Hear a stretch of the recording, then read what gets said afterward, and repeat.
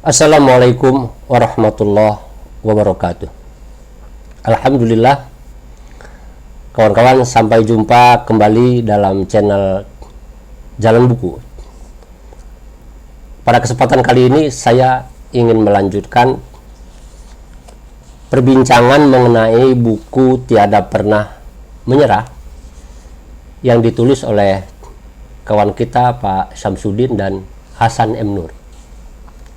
Kesempatan kali ini fokus saya adalah bagian ketiga di bawah judul Resiko Sebuah Pilihan. Untuk mengingatkan, penulis menguraikan di dalamnya perihal istiqomah adalah kekuatan, setia pada pilihan, fokus pada tujuan, bekerja sebagai kesenangan, dan merawat kepercayaan. Apa yang disampaikan menarik sekali, tetapi di mata saya tulisan ini lebih bersifat normatif. Normatif artinya Pak Syamsuddin dan Pak Hasan menyampaikan pesan nilai-nilai kebaikan yang sesungguhnya bersifat universal. Dulu juga begitu, sekarang masih begitu. Harus dikerjakan oleh siapa saja.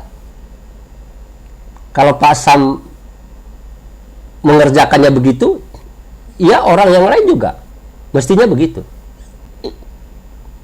Nah, itu yang saya katakan penyajiannya lebih bersifat normatif. Meskipun sebetulnya tulisan ini disajikan berdasarkan pengalaman. Saya ingin melihat dengan perspektif lain. Karena bagaimana kalau pengalaman Pak Syamsuddin ini dikerjakan oleh orang lain, terutama yang lebih muda, anak-anak remaja pada saat ini, anak-anak milenial umpamanya, dia lakukan juga sampai ke depan ketika dia sudah mulai semakin dewasa. Kawan-kawan mungkin ingat dengan eksperimen Monte Carlo. Eksperimen Monte Carlo itu yakni percobaan yang dilakukan mengenai kalau buah dadu dilempar yang akan muncul nilai berapa? Apa 1, apa 2, apa 3, 4, 5, atau 6? Itu dilakukan jutaan kali, ratusan kali. Saya tidak akan bicara tentang eksperimennya, tetapi percobaan Monte Carlo itu melahirkan teori apa yang sekarang kita kenal dengan teori probabilitas. Teori probabilitas itu penghitungan secara matematika atau secara statistika terhadap kemungkinan berhasil, kemungkinan benar terhadap suatu tindakan.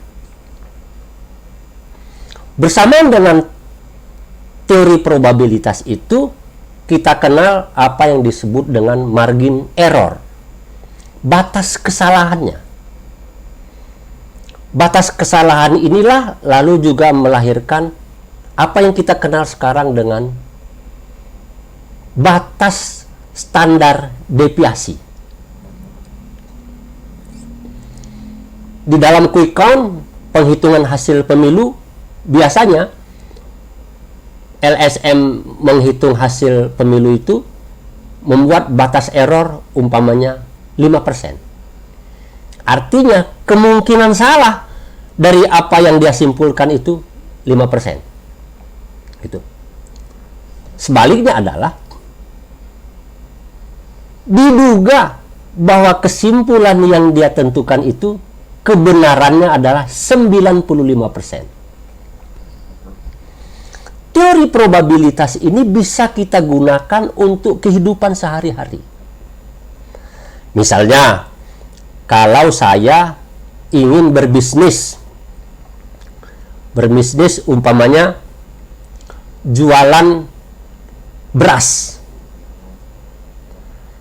Kira-kira beras saya akan laku terjual habis tidak dalam waktu 1 bulan? Apabila semua faktor yang menentukan keberhasilan penjualan beras itu dipenuhi, maka itu bisa dihitungkan. Kemungkinan berhasilnya adalah sekian persen. Sekian persen itu, kalau sudah di atas 90%, ya itu berhasil namanya. 80% ya itu sukses. 60% itu oke. Makanya kalau di sekolah itu angka 6 itu lulus. Yang tidak lulus itu adalah 5,5 atau di bawah itu tidak lulus. Artinya apa? Penghitungan probabilitas memungkinkan seseorang atau sebuah perusahaan mengetahui tingkat keberhasilan dari usaha yang dia kerjakan apabila asumsi-asumsi atau faktor-faktor pendukung disediakan. Apa yang menarik di sini? Kalau teori probabilitas itu menetapkan capaian itu menjadi 95%, artinya 5%-nya itu kemungkinan gagal. 5% itu ada kesalahannya. Dengan demikian, setiap apapun yang kita kerjakan di dunia ini oleh manusia pasti akan ada kesalahan-kesalahannya. Tinggal tingkat kesalahannya saja berapa. Bisa jadi kesalahannya 5%. Kalau kesalahannya 5% itu manusiawi. Kalau kesalahannya itu 10%, masih wajar. Bahkan kalau anak sekolah kesalahannya itu adalah 45%, itu masih bisa dimaafkan. Kenapa? Itu bisa lulus. Guru-guru akan meluluskan itu. Tapi kalau kesalahannya sudah 50%, ini nggak lulus. Anak kita berbuat kesalahannya sudah 50% setelah pengulangan umpamanya. Itu orang tuanya marah besar. Tapi kalau kesalahannya baru 1 kali, 2 kali, dari 100 kali perbuatan, itu orang tua nggak akan marah. Pimpinan kantor, kalau anak buahnya melakukan kesalahan 1-2 kali, ya nggak apa-apa. Itu dimaafkan.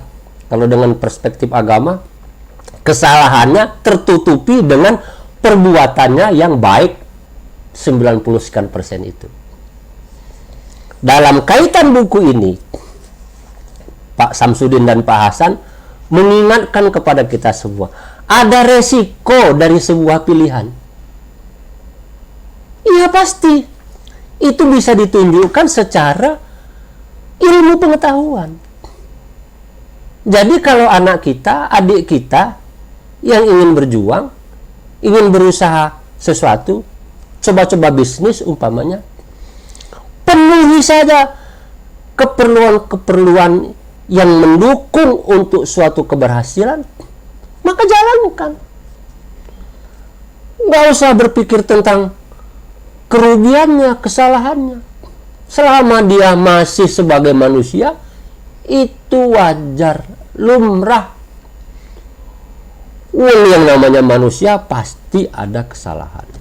Dengan demikian maka kalau ada orang yang takut dengan resiko, berhenti saja dari manusia. Manusia memang hidup dengan resiko. Ini kawan-kawan yang bisa saya pahami, tanggapi dengan perspektif bukan normatif istilah saya. Karena saya menilai ini lebih normatif.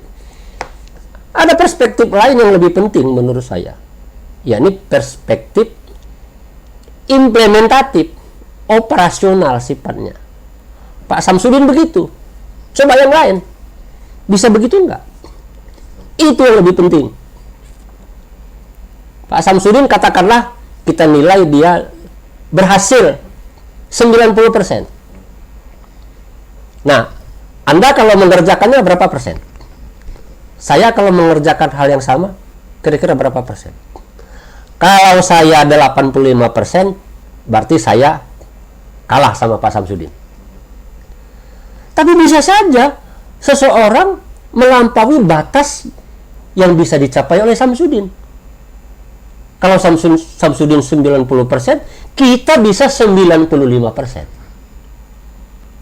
Itu dengan cara melihat probabilitasnya. Jangan melihat margin errornya. Karena kalau melihat margin errornya, nanti nggak jadi jalan. Kira-kira begitu. Mudah-mudahan bisa dipahami.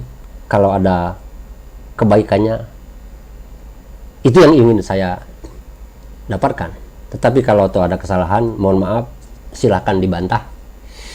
Ini memang maksudnya untuk mendiskusikan, ya, mengkritisi sekalian, atau mencari dinamika dari gagasan yang disampaikan oleh penulis. Wassalamualaikum warahmatullahi wabarakatuh.